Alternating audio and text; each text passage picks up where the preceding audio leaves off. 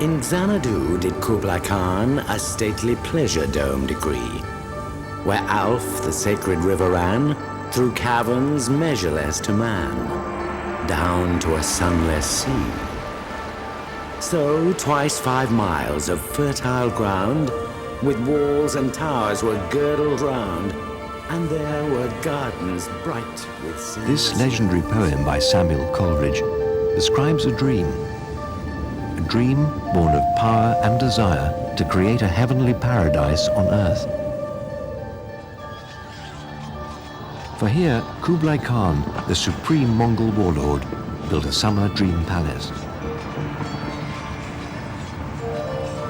at Xanadu.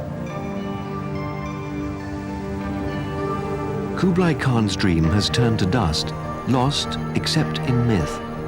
But his magical palace of Xanadu did exist, a noble capital founded in 1256 on the edge of the Mongolian steppe.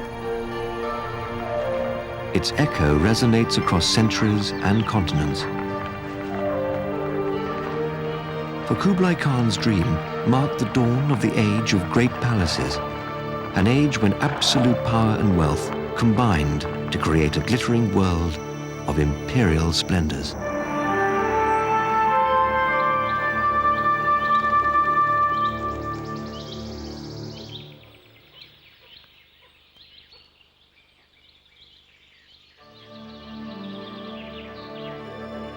The inheritors of Kublai's Eastern Empire were the Ming emperors of China. They believed in a marriage between heaven and earth, and, inspired by a dream of worldly harmony, built a palace whose very buildings reflected the heavens.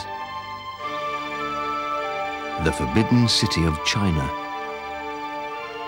The Ming Emperor Yongle created this city of palaces in 1420, a perfect realm where the emperor lived in majestic splendor. The Forbidden City was the ultimate world within a world, a city within a city, at the heart of a great empire, but entirely divorced from those outside its symbolic walls.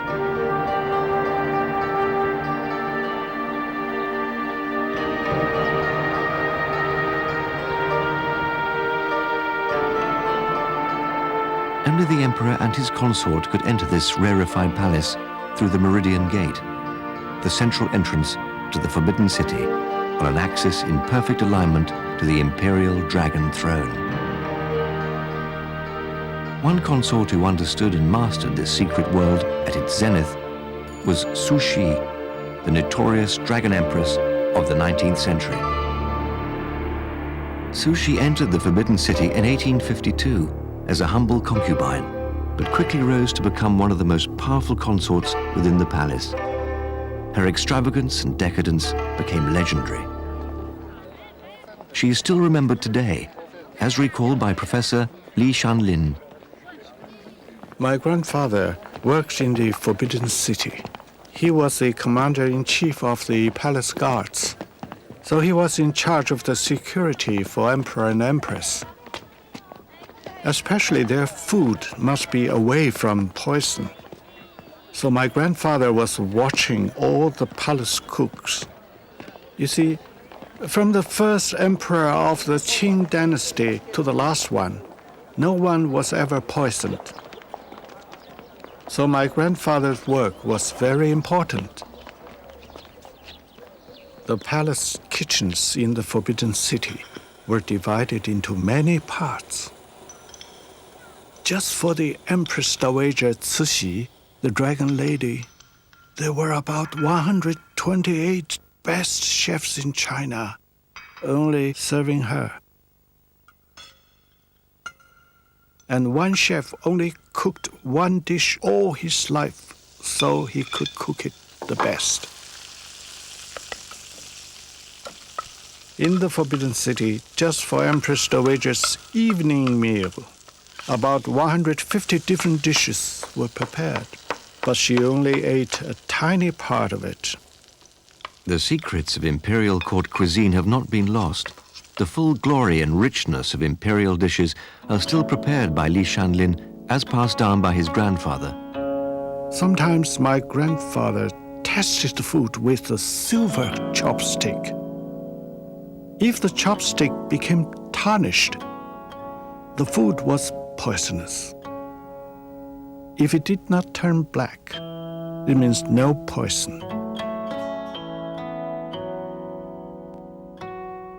Cixi became the effective ruler of China through her total domination of a succession of young and inexperienced emperors. Hoping to continue her supremacy, she arranged for her grandnephew, Puyi, while still a child, to succeed to the throne. The new child emperor recorded in his diaries that he was immediately immersed into a world of elaborate ritual. He recalled seeing Cixi in procession. Even a simple walk was a matter of high ceremony. At the head marched a eunuch whose function was like that of a car horn. He walked 30 yards in front of the others, constantly hissing "shh, shh" to shoo away people in the vicinity. He was followed by 2 of the higher eunuchs walking like crabs on both sides of the path, behind which came the main group of the procession and the Empress Dowager.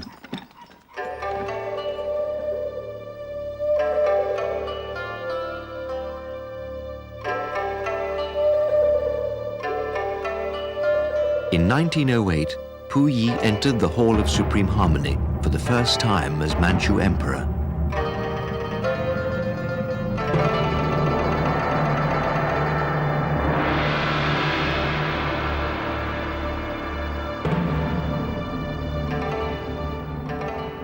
He described the occasion in his memoirs. It was so cold when they carried me into the hall. I could bear it no longer. My father, who was kneeling below the throne, told me not to fidget. But I struggled and cried, "I don't like it here. I want to go home." Puyi was at the center of a world of superstition and symbolism, embodied in the belief that he alone could control seasonal time and weather. Complete harmony on Earth depended on the emperor's observance of minute ritual, as stated in an ancient record of imperial rites. When the emperors made their offerings to the gods, the winds and rains were duly regulated, and the cold and heat came each in its proper time, so that the wise ruler had only to stand with his face to the south, and order prevailed under heaven. But behind the symbolism of the Forbidden City stood naked intrigue. Here, in the Hall of Mental Cultivation, the Empress Dowager Cixi spun her web of conspiracy, effectively ruling the empire from behind a silk screen. This room contained not 1 throne, but 2, separated by a thin yellow gauze curtain. The front throne was for the boy emperor, Puyi. The second throne, placed discreetly behind the curtain, was for the Empress Dowager, a living embodiment of the expression, the power behind the throne. Puyi recorded that Cixi reveled in her reputation for ruthlessness. Cixi had a highly developed lust for power and was most unwilling to abandon any power that came into her hands. From her point of view, the principles of moral conduct and the ancestral code existed to suit her needs. Whether it was her own flesh and blood, her in-laws, or palace officials, the same principle applied. Those who obeyed her flourished, and those who crossed her were doomed. But Cixi did not see her dream of total control come true. The day after Puyi's accession, the Dragon Empress, suffering from dysentery, died after feasting on a huge dish of crab apples and cream. Just 4 years later, Puyi was forced to abdicate. For the next 12 years, he was allowed to continue living in the Forbidden City, all that remained of his vast empire.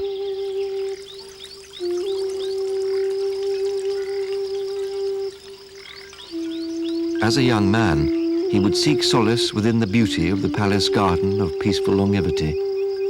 Here he would sit with his brother, Puji, and friends, reciting poetry that expressed his feelings of isolation. The blossom is out on the cherry tree, with a flutter on every spray. Dost think that my thoughts go not out to thee? Ah, why art thou so far away? Pu Yi would sip wine from porcelain cups that floated along a watercourse built in the shape of the Chinese Ru Yi character, which means whatsoever you desire. Pu Yi would attain few of his desires. As time passed, he found himself embroiled in the turmoil of a new era.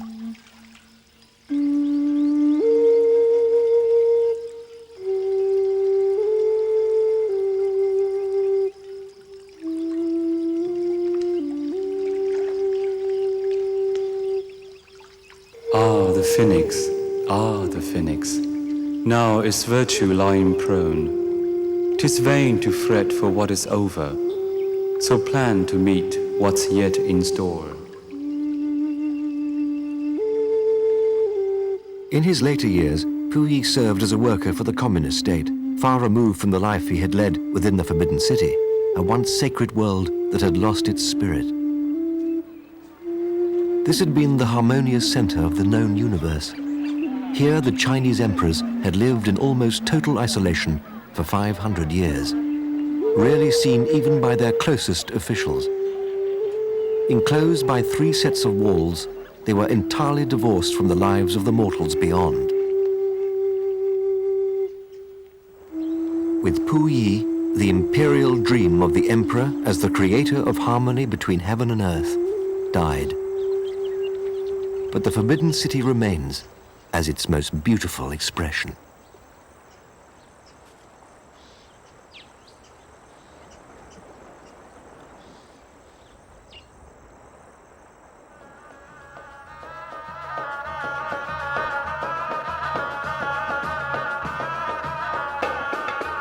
In 1453, the Turkish Sultan Mehmet the Conqueror captured Constantinople.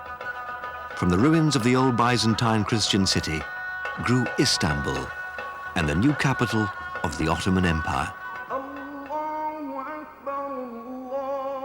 Mehmet dreamt of a Muslim empire that would span the known world from east to west and would last forever. And in Istanbul, Mehmet built the Palace of Topkapi, the empire's beating heart. It was a heart with many chambers.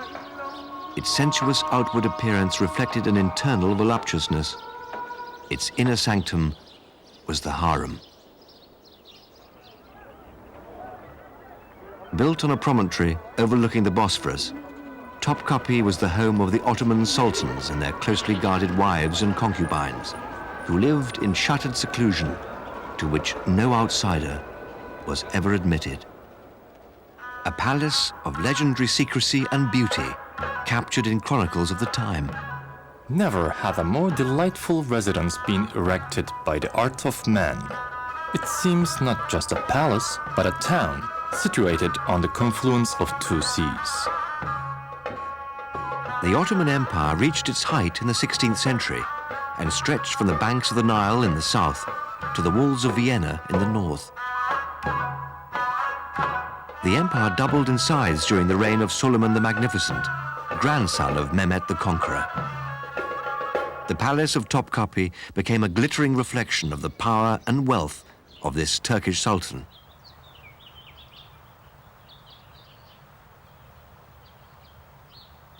Topkapi was a hotbed of intrigue and contradiction, for the power of these Muslim sultans depended upon an elite regiment of Christian soldiers, the Janissaries. They were seized while still children from conquered Christian families and were brought up as a privileged military caste within the palace itself. They held the balance of power, and often their favorite prince became the next sultan.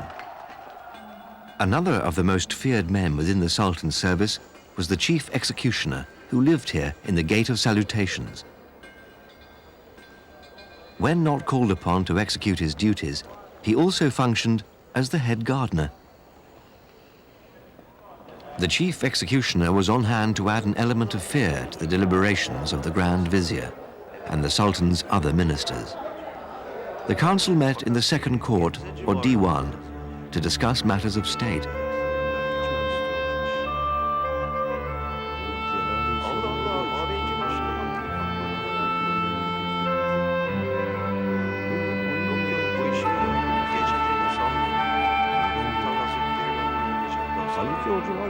The Sultan observed the proceedings through a gilt-arched window directly above the Grand Vizier's seat.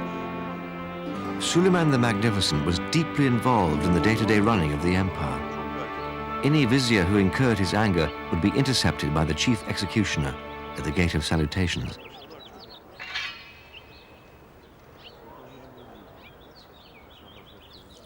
The vizier's severed head would be chillingly displayed by the executioner's fountain as an eloquent warning to his successor. Poets mused on this tyrannical trail of power. The lifeblood of the Ottoman Empire seems to ebb in ever-decreasing circles, from the provinces to the capital, from the capital to the citadel of the Topkapı Palace, and finally to the inner sanctuary of the harem itself. When not overseeing affairs of state, Suleiman relaxed within the House of Felicity, the private residence of the Sultan, the royal relatives and servants. The Gate of Felicity marked the entrance to this inner sanctum. Those admitted did not return. The harem was a labyrinthine world of secrecy and sexuality, a whispering world containing 400 rooms linked by winding stairways, tortuous passages, sunny courtyards, and even secret rooms within rooms. Sudanese eunuchs, guardians of the Sultan's household, were on permanent patrol in this courtyard. The Kisler Aga, or chief eunuch, had enormous authority within the harem. He could arrange for a beautiful woman to be placed where she would be certain to catch the Sultan's eye.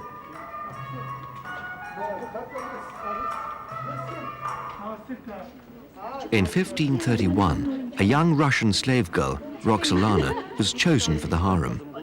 Helped by the Kisler Aga, Roxolana became a favorite concubine of Suleiman the Magnificent. He even made her his legal wife. After Suleiman's death, Roxolana ruled the Ottoman Empire, while her son lived out his fantasies in the company of his concubines.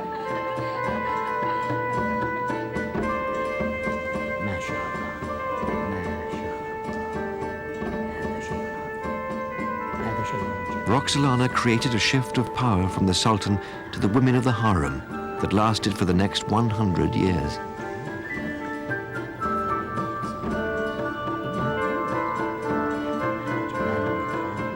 Though the ruling Sultan, resplendent in his robes, would sit in state in this magnificent hall, real power lay with the high-ranking women of the harem who sat on sofas under the musicians' gallery, observing the proceedings through veils of the finest lace. They entered the harem, those women of unearthly beauty, languor and grace, those rarest of human flowers. They passed within the blank and mocking wall. They flitted from room to room, and yet on earth, none of them is even a shadow now. One Sultan, Murad III, was well aware of the intense rivalry of those around him. The walls of his salon are covered in hand-painted tiles and an elegant calligraphic frieze. But one of the most beautiful aspects of the room is a three-tiered water cascade in carved marble. Rumor records that the Sultan used this salon as his bedroom because he felt that his dreams would be sweetened by the tinkling sound of water.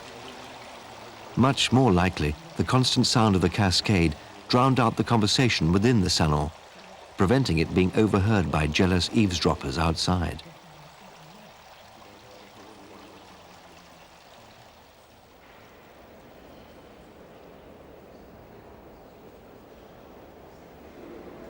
The Sultans lived in opulent splendor.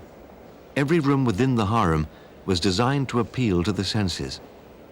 The cumulative effect created a heady atmosphere to which some sultans became addicted. They were as much prisoners in their gilded jail as any of their concubines.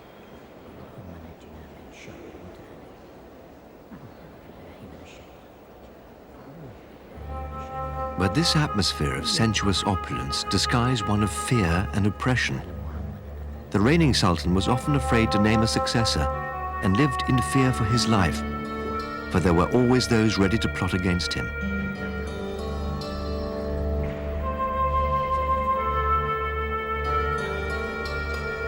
a new sultan could have all his brothers and stepbrothers put to death, leaving no other claimants to power.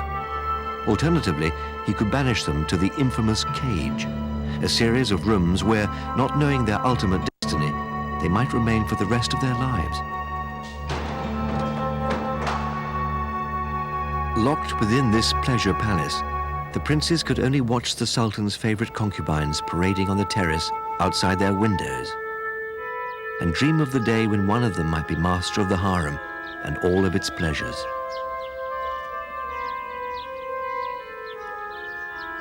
The harem may have ensured that there would always be a prince available to succeed, but eventually it seeded the end of the Ottoman dream. The harem became a garden of indulgence and lust. Too many sultans were trapped within the tangled web of Topkapi, neglecting the harsh reality of the world outside.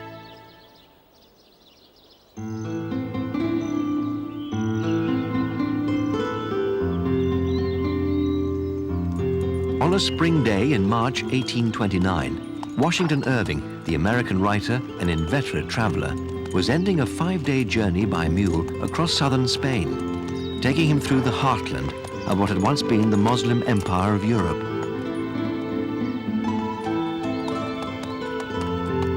His destination was the old Moorish city of Granada and the great fortress which dominates it, the Alhambra.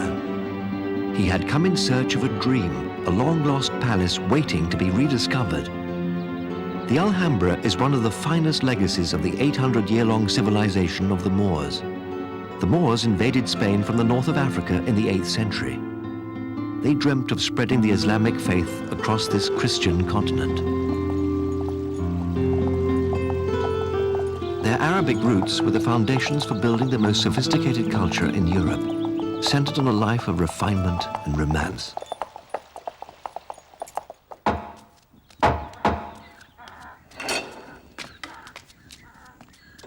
Buenas tardes. Hola. Venga conmigo. Once through the awesome gate of justice, Irving found himself in a dream world. The transition was almost magical. It seemed as if we were at once transported into other times and another realm, and were treading scenes of Arabian story. Irving was allowed by the governor of Granada to move into one of the former royal apartments, and under the moonlight he became bewitched. I am so in love with this apartment that I can hardly force myself from it. I sit by my window until late at night, enjoying the moonlight and listening to the sound of the fountains and the singing of the nightingales.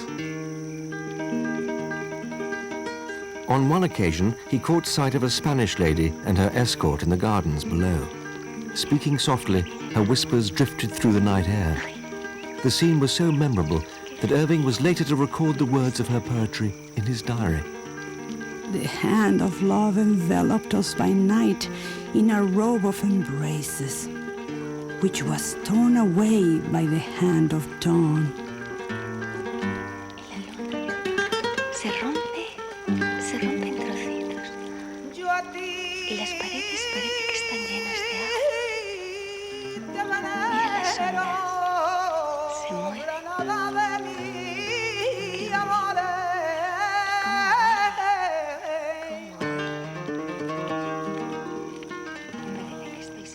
Ay, mora.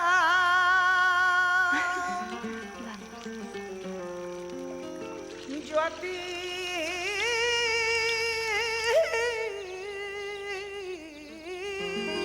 te venero.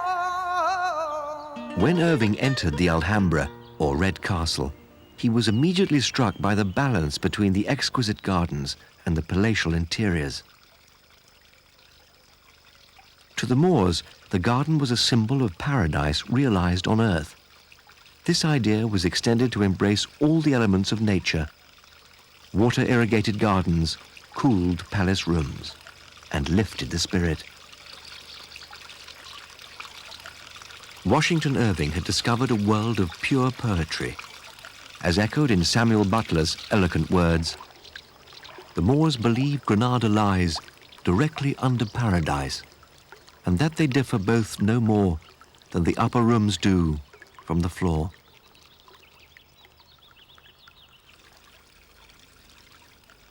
Visitors to the court of these Moorish monarchs were received with high esteem and prodigious ceremony in the Hall of the Ambassadors, housed within the Tower of the Comares.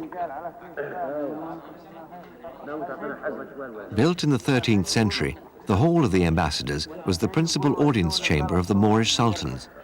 Delegations from Christian Europe and the Ottoman Empire alike were welcomed with indulgent hospitality, for the Moors were enlightened in embracing all knowledge, irrespective of faith or denomination. Here lived tolerance and romance.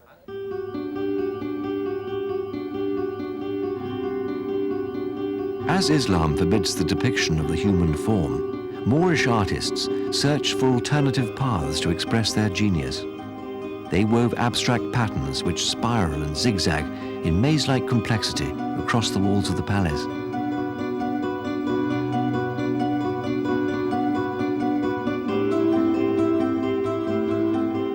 Their love of decoration achieved its highest form in the art of Islamic calligraphy.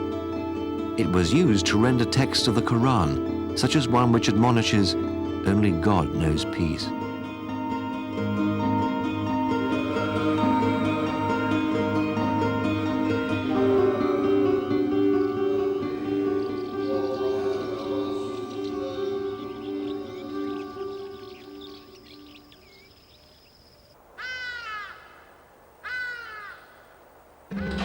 The beauty of the hall of the Abencerrages disguises a brutal event, for it was here that the ruling Sultan Boabdil, in a desperate bid to hold on to power, slaughtered an entire delegation. The neighboring Abencerrages clan were tricked into attending a banquet, and on entering this room, were treacherously put to death, one by one. The red stain of iron oxide mixing into the water from the central marble fountain is said to be the blood of the victims.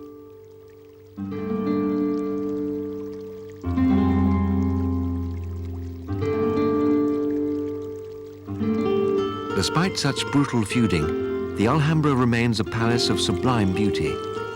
Irving wrote that no part of the Alhambra gives a more complete idea of its original magnificence than the Court of the Lions. When one looks upon the fairy tracery of the peristyles and the apparently fragile fretwork of the walls, it is difficult to believe that so much has survived the wear and tear of centuries, the shocks of earthquakes, the violence of war, and the quiet, though no less baneful pilfering of the tasteful traveler.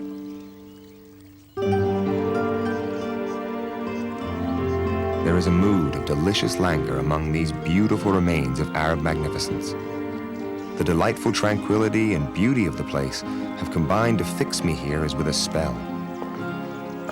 I wander by day and night through great halls, decorated with beautiful reliefs where there is everything assembled to delight the senses, yet where there is not a living being to be seen.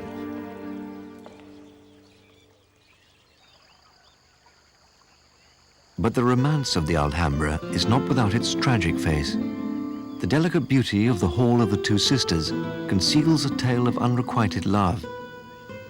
The legend relates that these two sisters would gaze upon lovers meeting in the gardens below their latticed balcony.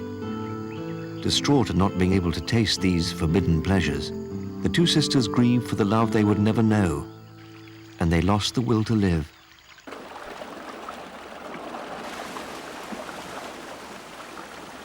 The Moors, lovers of legend, were also great engineers.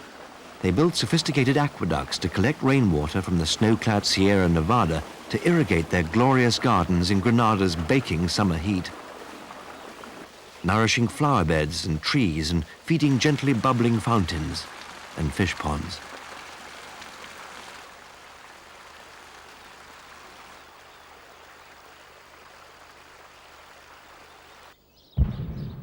Living within this earthly paradise, the Moors were insensitive to growing Christian might, building up beyond their fortified walls. In 1492, the armies of the Catholic monarchs of Spain, Queen Isabella and King Ferdinand, surrounded Granada. Born from the belly of conflict, Moorish rule ended in surrender.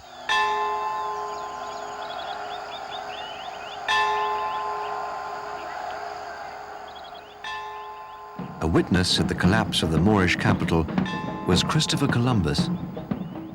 On the 2nd day of January, I saw the royal banners of your highness placed by force of arms on the towers of the Alhambra, and I saw the Moorish king kiss the royal hands of your highness.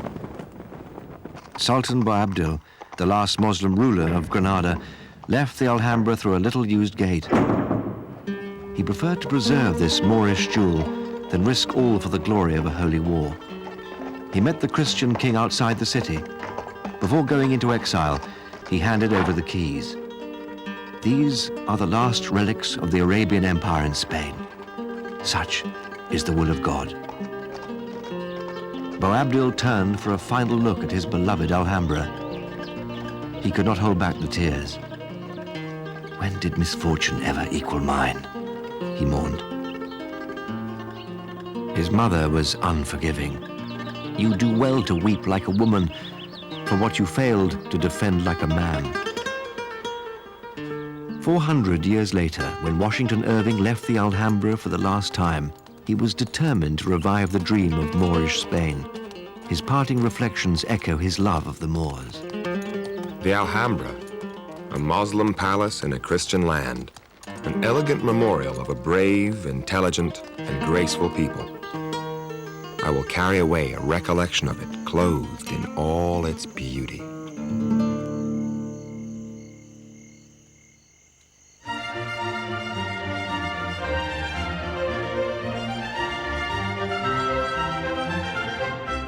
The Imperial Russian Summer Palace at Tsarskoye Selo was designed to impress.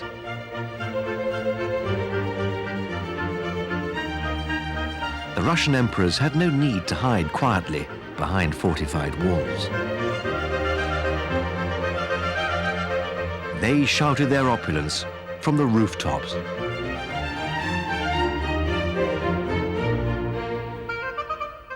In 1752, Empress Elizabeth, the daughter of Peter the Great, began the creation of one of the finest palaces on earth.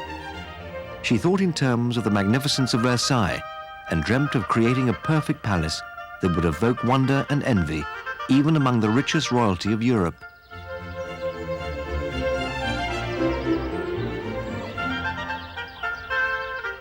The opulent effect desired by Elizabeth was achieved.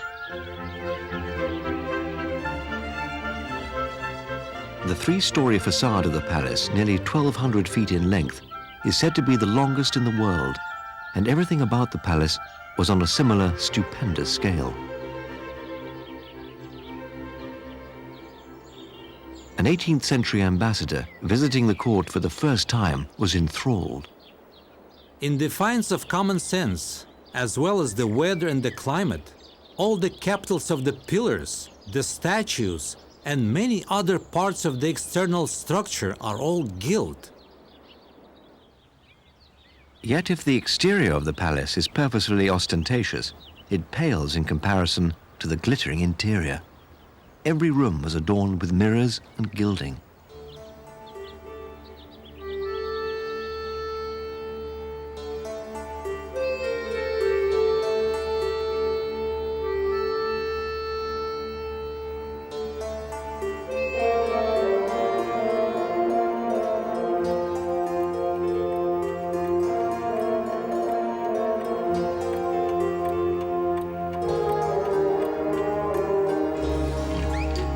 One suite even surpassed the Baroque exuberance of Versailles. This was Rastrelli's masterpiece, and it became known as the Golden Enfilade, or Passage.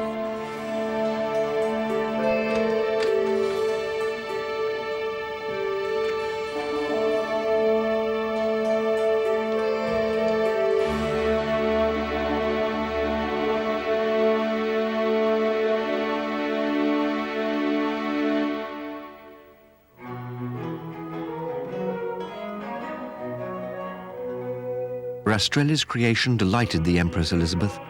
The Russian Empress named the palace the Catherine Palace, after her mother, Catherine I, who had built a small country mansion where Tsarskoye Selo now stands.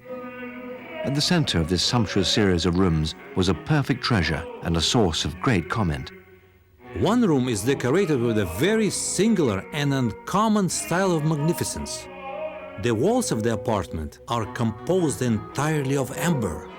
Its transparency and the consciousness of its rarity have a fine effect. At one time, the amber stretched from floor to ceiling, but sadly, the amber room did not survive the ravages of recent wars.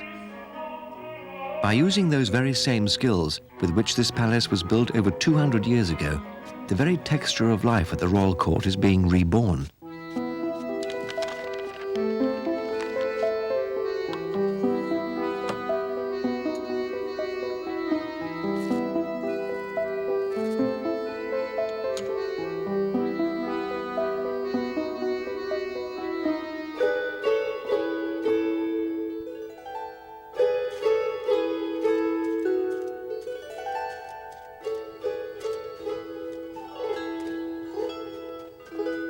Even the golden enfilade, which was severely damaged by war in 1944, has been faithfully transformed back to the original purity of Elizabeth's day.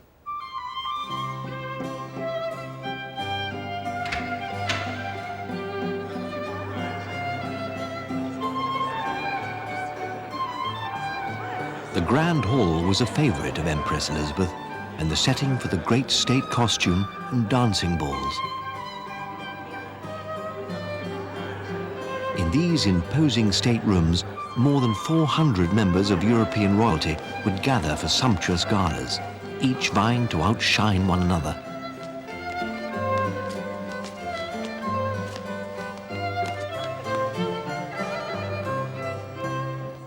Elizabeth loved glitter and saw her palace as an ornate setting in which she was the brightest jewel.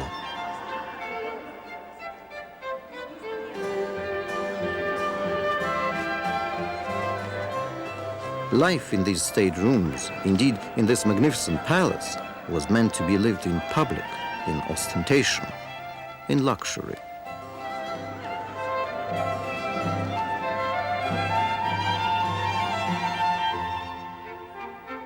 Even the stylized dance steps of the time reflected the pomp and circumstance, endless ritual and court intrigue that made up life at the palace.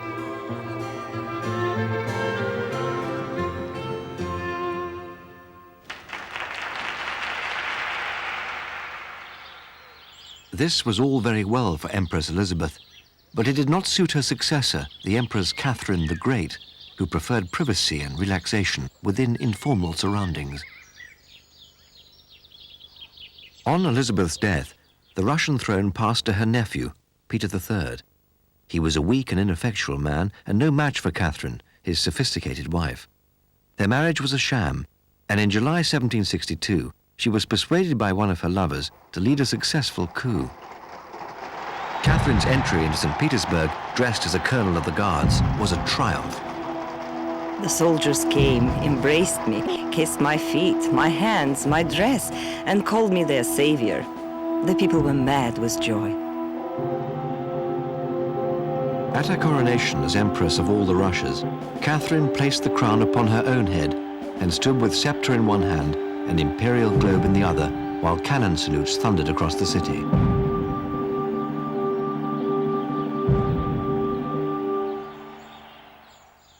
Catherine the Great loved Tsarskoye Selo.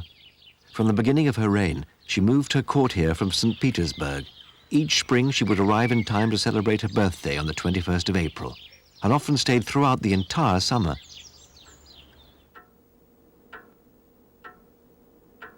Catherine wanted Russia to be an enlightened haven for Western art and culture. When she became empress, the imperial collection contained only a dozen classic paintings. Catherine sent ambassadors to scour Europe to acquire the best collections available and soon built up a gallery containing nearly 4,000 canvases.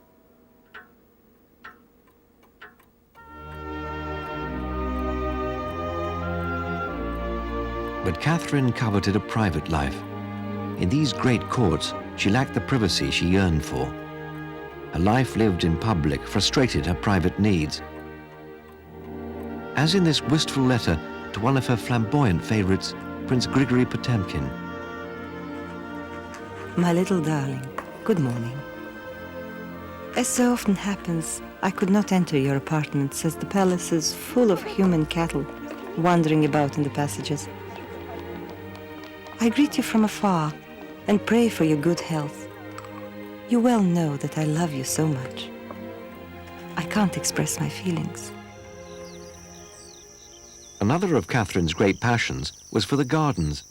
The more one builds, the more one wants to build. It's like drinking, she confided. Catherine adored the English style of landscape design. She turned the water's edge of the great pond into a dream world of quirky pavilions and summer houses, conceived in a jubilee of styles. Above all, she wished life for her guests at Zaskoye Selo to be a summer-long idyll. Here the court floated on gilded boats, watching regattas of gondolas. Catherine had a great sense of fun. Wishing to capture the pleasures of the winter ice hill rides, Catherine commissioned a magnificent sledging hill or flying mountain that could be used throughout the year.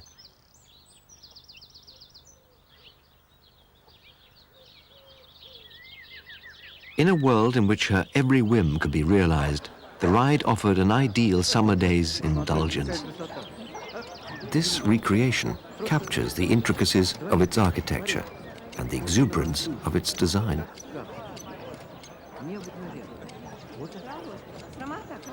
In a flight of midsummer madness, Catherine had invented the roller coaster, a ride not without its dangers.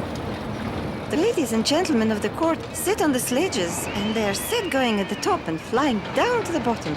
I was terrified out of my wits, for I had not only the dread of breaking my neck, but of being exposed to indecency, too frightful to think on without horror.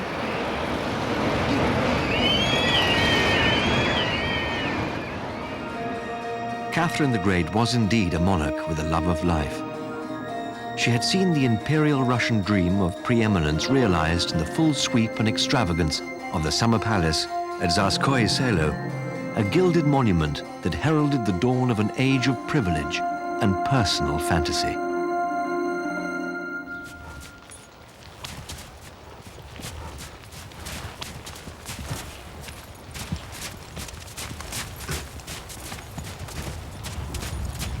There was one monarch who came to symbolize the desire to escape into a sublime paradise, a regal reverie of his own creation, King Ludwig II of Bavaria.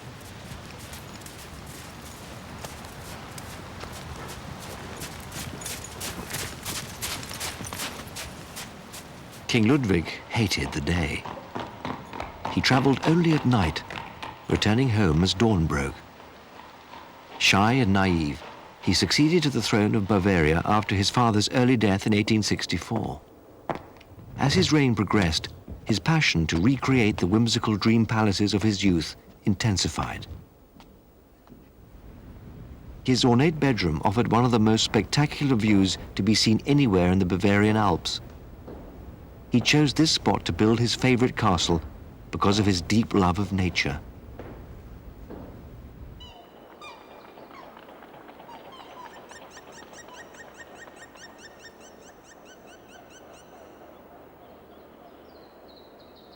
Ludwig had spent much of his youth at the neighboring castle of Hohenschwangau, where he lived with his mother. Gazing at the overhanging mountain, Ludwig wrote to his friend and confidant, Richard Wagner. I propose to rebuild the ancient castle ruins near the Pollard Falls in the genuine style of the old German knights' castles. I must tell you how excited I am at the idea of living there. The spot is one of the loveliest that can be found. It will be far more beautiful than the lower-lying Hohenschwangau, which is defiled each year by the prosaic presence of my mother. Inspired as much by Wagner's music as by his own fantasies, he embarked on the construction of Neuschwanstein.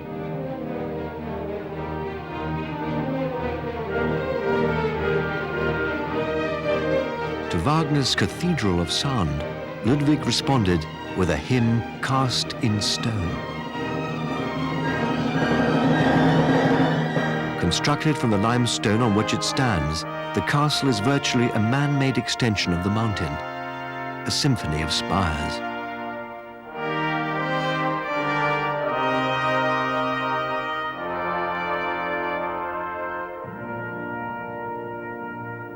It is as if Ludwig is saying, where nature ends, I begin. He sought to recreate a past that never existed. Disenchanted with himself and his times, he created a dream at the top of a mountain, an inaccessible palace.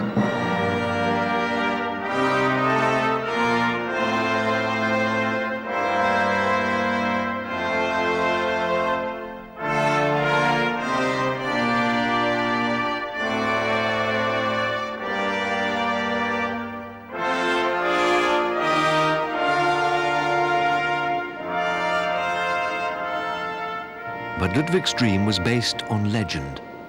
Neuschwanstein was a projection of his imagination, a fairy tale brought into existence. Ludwig's first inspiration for Neuschwanstein was the minstrel's hall. It existed in his mind before a single plan for the castle. Ludwig had seen Wagner's medieval opera, The Master Singers of Nuremberg, and resolved to create a hall in its honor.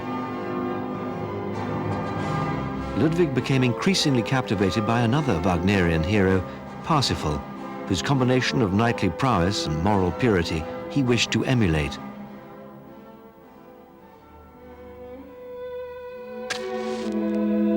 One cannot truly appreciate the minstrel's gallery unless one sees it as Ludwig did. He came here only at night. The vast chandeliers of gilded brass were aflame with candles, bestowing a texture daylight could never match.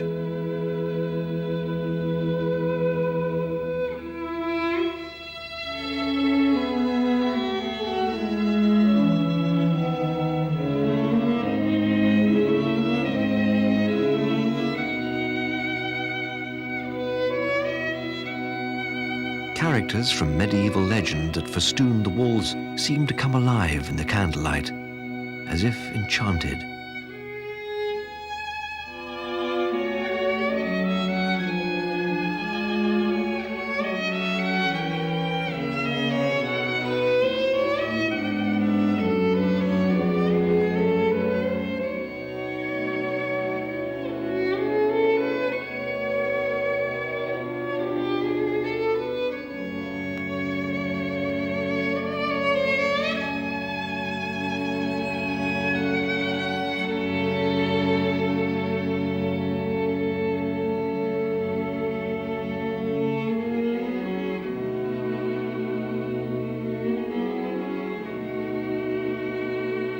As dawn broke, the flickering candles were snuffed out, one by one.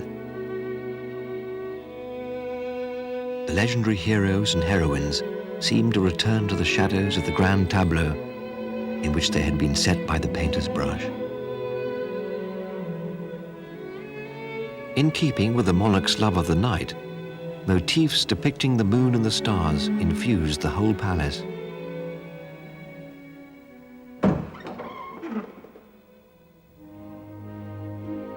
Ludwig's bedroom was a Gothic shrine. The exquisitely carved pillars, surmounted with figures of medieval myth, are the product of the most scrupulous craftsmanship.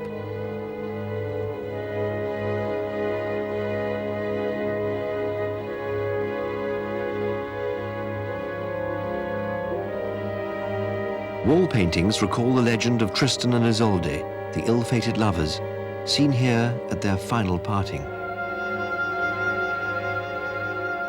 Perhaps Ludwig saw in their sad farewell a reflection of his own ill-fated love. Ludwig was 19 when he came to the throne. He was considered the most eligible bachelor in Europe. There was great excitement when, 2 years later, he announced his engagement to his 20-year-old cousin, Princess Sophie. But after much anguish and soul-searching, he ultimately broke off their engagement. Ludwig never married. He begged one of his servants, "Preserve this room as a sanctuary. Do not let it be profaned by the inquisitive, for in it I have spent the most bitter hours of my life.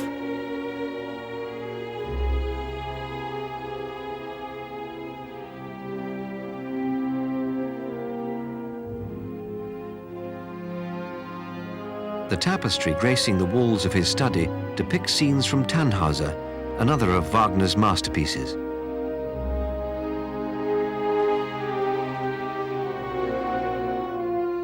Despite the richness of the furnishings, his study was a somber place.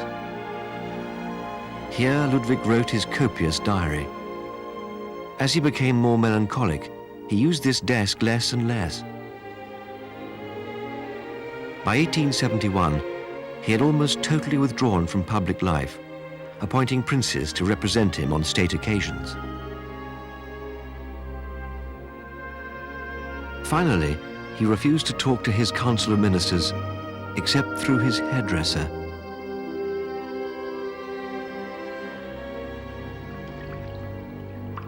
Never far from fantasy, Ludwig had a grotto built opposite his bedroom.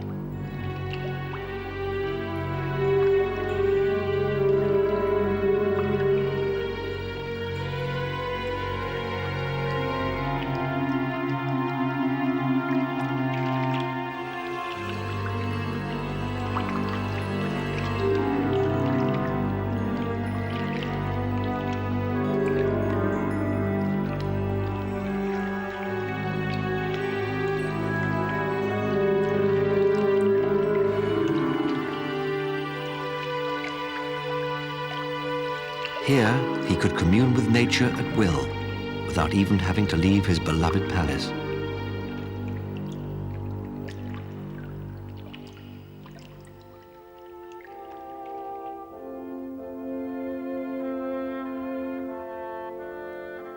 The room that was the key to Ludwig's castle was the throne room.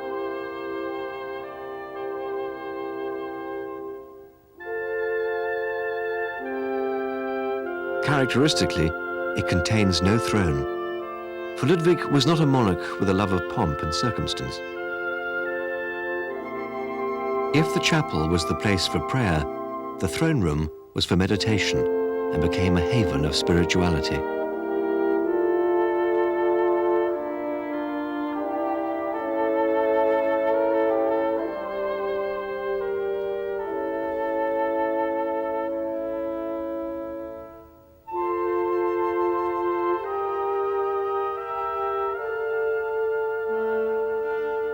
Ludwig became increasingly morbid and constantly turned his thoughts to abdication and the virtual impossibility of his own personal salvation.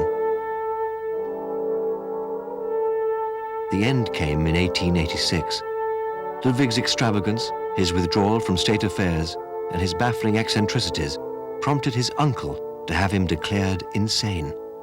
Since my buildings, which are my heart's desire, have come to a standstill, the joy of my life has been taken away. All else is of trifling account. When the commission came to arrest him, the king called out the local fire brigade to defend him. He was finally restrained by officers of state as he was climbing the octagonal staircase tower in order to throw himself from the top. Ich komme schon. He was taken under guard to Berg Castle by Lake Sternberg. On the evening of Whitsunday, 1886, Ludwig informed the doctor in charge of his care that he wished to go for a walk. The two men headed for the lake.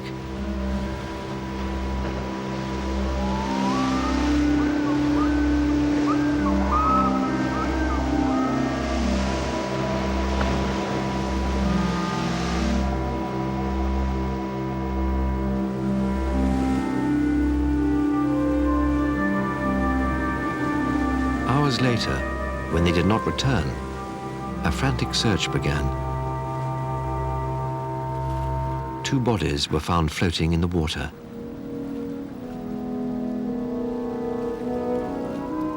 The spot where Ludwig was found was later marked with a memorial cross.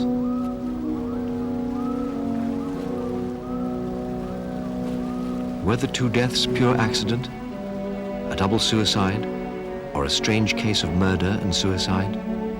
history does not record the answer. King Ludwig's lasting achievement was to leave behind a unique architectural gem, a celebration of his personal quest for identity. Towards the end of the 19th century, monarchs were losing power and influence. Without their wealth, the age of the Dream Palace had come to an end.